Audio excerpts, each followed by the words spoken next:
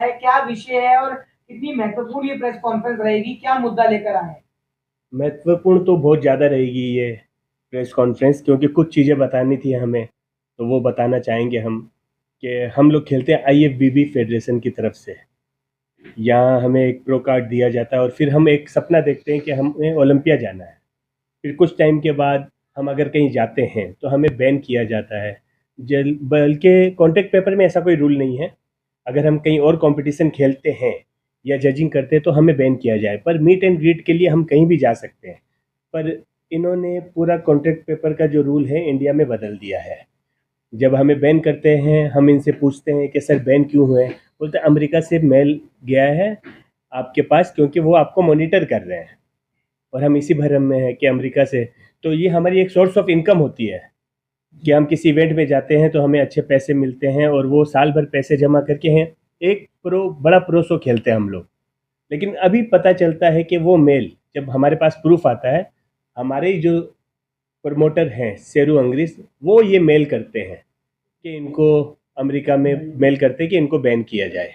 और एक मेल नहीं जाती, इनके अलग अलग जो क्रू में लोग हैं, 5 6 7 8 मेल सबकी तरफ लगातार से जाती है, और तब जाती है जब हम शो के लिए प्रिपेयर हो चुके होते हैं, जब हम हमारी बॉडी पे अच्छा खासा पैसा, अच्छी खासी मेहनत, सब लोगों की नजरें रहती है ना, तभी हमें उन सब की अपने लोगों की नजरों में गिरा देते हैं हमें बैन करके।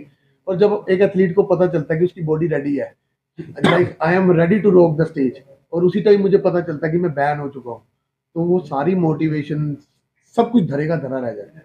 थोड़ा सा पहले फ्लैशबैक में जाते हैं कि आप लोगों ने फेडरेशन ज्वाइन कब की थी, कौन आपको इस फेडरेशन में लेके आया था? जैसे मुझे बॉडी बिल्डिंग करते 12 13 साल हो गए। स्टार्टिंग में पहले दिन ही जाके आपको नहीं कुछ पता चलता कि बॉडी बिल्डिंग है क्या। हर बच्चा बॉडी बनाने के लिए जाता है, बिल्डिंग में तो बाद में आता है जब आसपास के हम बॉडी बिल्डर्स को देखते हैं। तो ऐसे ही मैं किसी को देख के मैंने शुरू किया था, लेकिन ये मैंने बॉडी बिल्डिंग का सपना उसी दिन देख लिया था कि मुझे मिस्टर ओलंपिया की स्टेज तक जाना है। लाइक ये छोटा सपना नहीं है, 12 13 14 साल पुराना सपना है जो हमने देखा था। और जब हम यहाँ तक पहुंच गए कि एक दरवाजा ही रह गया, उसके खोलने के बाद हम उस स्टेज पे जा सकते हैं। और ये दरवाजा भी हमें इन्हीं लोगों ने दिखाया जो हमें ये स्टेज देते हैं। लेकिन ये सबके सामने हमें इन्होंने हमें दिखाया कि यहाँ से अब आप ओलंपिया जाएंगे, लेकिन यही वो लोग हैं जो पीछे से उस पर ताला मार के रखते हैं। जिस पे आप आरोप लगा रहे हो उस व्यक्ति का नाम क्या है? उनका नाम, ये जो हमारे प्रमोटर्स हैं, ऐसा है कि अभी मैंने 2 साल पहले एक डिसीजन लिया था कि मुझे इंडिया में शो नहीं खेलना, क्योंकि मेरे साथ 2 साल पहले ही ऐसी कोई चीजें हो गई थी। लेकिन अपनी ऑडियंस का प्यार देखते मैंने इस साल सोचा था, अफरोज भाई से मैंने डिस्कशन की थी कि मैं इंडिया का शो खेलूंगा। मुझे भाई ने उसी टाइम मना कर दिया था कि कोई फायदा नहीं है, लेकिन मेरा बहुत मन था। लेकिन अब मैंने खुद अपनी आंखों से अपना नाम देखा एक मेल पे जिस पे लिखा था कि इनको बैन कर दो, लाइफ टाइम बैन कर दो। तो ऐसी जगह पे मैं कभी नहीं खेलूंगा। अपने अपने देश में मैं कभी नहीं खेलूंगा। अपने देश के लिए खेल रहा था, लेकिन अपने देश में नहीं खेलूंगा। बॉडी बिल्डिंग कभी छोड़नी नहीं है, इस फेडरेशन से हमें नहीं खेलना है। और इस फेडरेशन से हमें एक नाम मिलता है, हमें कोई पैसे नहीं मिलते हैं। और फेडरेशन की तरफ से जैसे मैं शो जीता तब मुझे 50,000 का चेक दिया गया था। फिर मुझे बोला गया कि वो 50,000 का चेक नहीं है, आपको 6 महीने के लिए सप्लीमेंट स्टेक मिलेगा। मुझे नहीं मिला। कुछ टाइम के बाद इस कंपटीशन के प्रमोटर मुझे एक ब्रांड देते हैं, पर महीने 30,000 रुपये में हम लोग फाइनल करते हैं। मुझे भी दिया था, तुम्हें भी राइट दिया? Protein yes. कंपनी। तो 30,000 रुपये में हमें फाइनल करते हैं और बोलते 3 महीने बाद से आपको हम लोग पे करेंगे। मैंने सर ऐसा क्यों? पर सर की रेस्पेक्ट करते थे, शेरू अंग्रेज सर की। तो 3 की जगह 6 महीने हो हमने गए 6 महीने और उस ब्रांड को प्रमोशन किया, सब कुछ किया, अच्छे से किया। जब पैसे मांगने की बारी आई, अफरोज एक काम करो, ये ब्रांड छोड़ दो। बोले सर ठीक है छोड़ देते, वो पेमेंट पेमेंट भी भूल जाओ, मैं कुछ और देखता हूँ। तो हमसे ये ले रहे हैं, प्रमोशन भी करवाते हैं कहीं ऐसा और तो नहीं होता कॉन्ट्रैक्ट कि पे आप लोगों का फेस आगे नहीं है, वो ब्रांड छोड़ दो। लेकिन तो ऐसा काफी जरूर सारी है। होता है, प्रो कार्ड दिखा के सपना दिखाया जाता है, और जब एक हमारे जैसा एथलीट उस सपने में खो जाता है, उसको पूरा करने में लग जाता है, तब ये लोग पीछे खींच लेते हैं। एक यही रहता है कि हमें, कोई भी इंसान हो, अगर एक नाम अचीव हम लोग करते हैं तो हम भी चाहते हैं कि हर इवेंट में हमें बुलाया जाए और हमारी एक इनकम स्टार्ट हो। तो हर जगह से इवेंट से कॉल आते हैं, मैसेज आते हैं, लोग हमें चार्जेस पूछते हैं।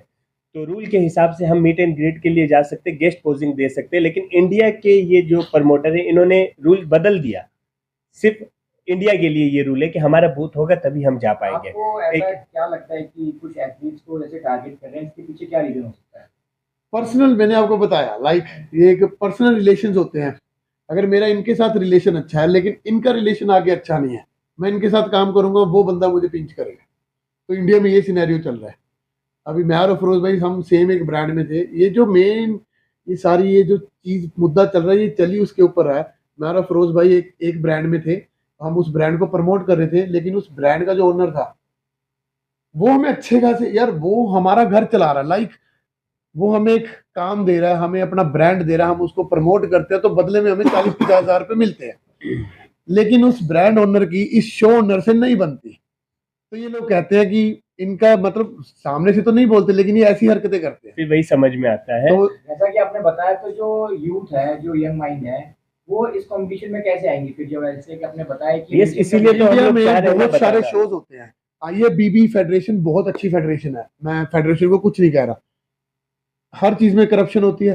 हम बाहर शोज खेल के आते हैं, मतलब कभी जाके इंडिया का नाम लो ना, कहीं तो बहुत अच्छा रिस्पॉन्स मिलता है, लेकिन कहीं बहुत ऐसा होता है कि यार हम इंडिया से हैं, हम ये थोड़ी बोल सकते हैं हम कहीं और से, लेकिन आगे से रिस्पॉन्स, क्योंकि करप्शन करप्शन हर किसी को अपनी जेब भरनी है।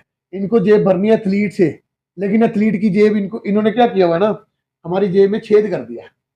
समझ रहे हो आप? हम जोर लगाते हैं, पूरा साल मेहनत करते हैं, पैसा डालते हैं और शो के लिए रेडी होते हैं, और ये ऐसा छेद है जिसको मुझे मेल कर देते हैं। और वो छेद कॉन्ट्रैक्ट सब निकल पेपर जाता के है। हिसाब से हम लोग कोई रूल नहीं तोड़ते, लेकिन जो लोग रूल तोड़ रहे हैं, कॉन्ट्रैक्ट पेपर में लिखा है कि अगर मैं इस फेडरेशन में प्रो कार्ड जीता हूं तो मैं इसी फेडरेशन में मुझे खेलना पड़ेगा, अगर दूसरे फेडरेशन से मैं खेलता हूं तो मैं 2 साल के लिए बैन, नहीं तो 10,000 रुपये प्लांटेड जैसा कि लगेगी। आपने बताया कि आप अब आगे आईएफबीबी कंटिन्यू नहीं करेंगे, बजाय इसके आपने इस प्रॉब्लम को सॉल्व करने की कोशिश की। मैं कैसे सोल्व करूं? हर रास्ते तो इन्होंने बंद कर दिए। क्योंकि जो लोग मैं वही चीज प्रमोटर बता है, रहा जो हूं। लोग शो के ओनर है, वही जब आपको, वही तो मैंने आपको बताया, ये मेरा घर है, मैंने आपको इनवाइट किया, लेकिन एक बंदा रखा जो आपको धक्के मार के निकालने को रखा है। वही तो चीज बात तो वही होगी ना। वही चीज मैं बोला ना, जो रूल तोड़ रहे हैं वो शो भी खेल रहे हैं, उनको बैन करना चाहिए, लेकिन वो लोग उस कंपटीशन में जाके हिस्सा ले रहे हैं। हम लोग कोई रूल नहीं तोड़ रहे हैं, लेकिन हमें बैन कर दिया जा रहा है। फेडरेशन से हमें 1 रुपये भी नहीं चाहिए, 1 रुपये हम इनसे नहीं मांगते, लेकिन जहां से हमारी इनकम हो रही है वो उसी दरवाजे को बंद कर दे रहे हैं। एक आखिरी सवाल आप लोगों से, इस प्रेस कॉन्फ्रेंस को करने की क्या कारण है? क्या मैसेज देना चाहते हैं जनता को, फेडरेशन को, दोनों जन? देखो जी, मैं सीधा सीधा सा अपनी ऑडियंस, जो भी एथलीट्स, जो भी बॉडी बिल्डर, फिटनेस लवर्स जो हमें देख रहे हैं, ये बहुत एक्सपेंसिव गेम है। सबके अपने अपने डिसीजन होते हैं। मुझे किसी ने फोर्सफुली नहीं घुसाया इसमें। मेरा अपना पैसा, मैं कहाँ पे भी लगाऊं, कहाँ पे भी, वो मेरी मर्जी है। तो मैं ये कहना चाहता हूँ कि इंडिया में बहुत सारे शोज होते हैं, आप वहां खेलिए जहां से आपको पैसा मिल जाए। अगर आपको प्रो कार्ड जीतना है, आईएफबीबी प्रो में खेलना है, तो आसपास कंट्रीज में भी बहुत शो होते हैं। यहाँ स्टेज पे चढ़ने के जितने पैसे लग जाते हैं ना, एक एथलीट को ग्राउंड से लेके, ग्राउंड लेवल से उठने से लेके सिर्फ स्टेज पे खड़े होने तक का 50,000 रुपये लगाना पड़ता है, और उसके लिए प्रेप जो होती है वो अलग से। मतलब एक नॉर्मल एथलीट का भी 2-2.5 लाख लगता है। तो इतने पैसे लगा के आप कजाकिस्तान, थाईलैंड, बहुत सारे शोज होते हैं, यहाँ जाके खेलिए।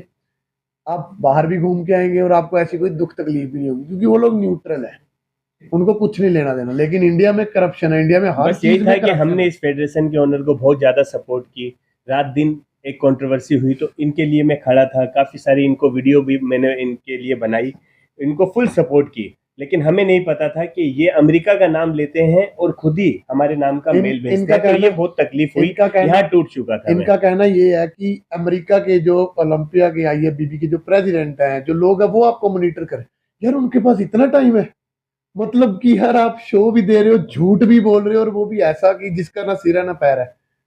वहां ये लोग कहते हैं कि आपको वो लोग मॉनिटर करते हैं जो करोड़ों लोगों की बॉडी बिल्डिंग चला रहे हैं। तो ऐसा नहीं है सर, झूठ बोलना बंद करिए, एथलीट्स को पागल रिसेंटली बनाना हमारे बंद हाथ करिए। में वो मेल लग गए, हम इसीलिए खुल के सामने हैं, नहीं तो कोई जरूरत नहीं थी। ठीक है, अब पिस रहे मुझे थे। मेरा छोड़ने का रीजन यही है कि अगर मैं किसी और कंट्री में जाऊं खेलने, वहां पे भी तो मेल कर सकते हैं ना कि इस बंदे को आप प्लेस मत देना, तो मैं अब क्यों आप अब पैसे कोई लगाऊं? फेडरेशन ज्वाइन यस, मैं करेंगे? जरूर करूंगा, मैं बहुत जल्दी अनाउंस करूंगा।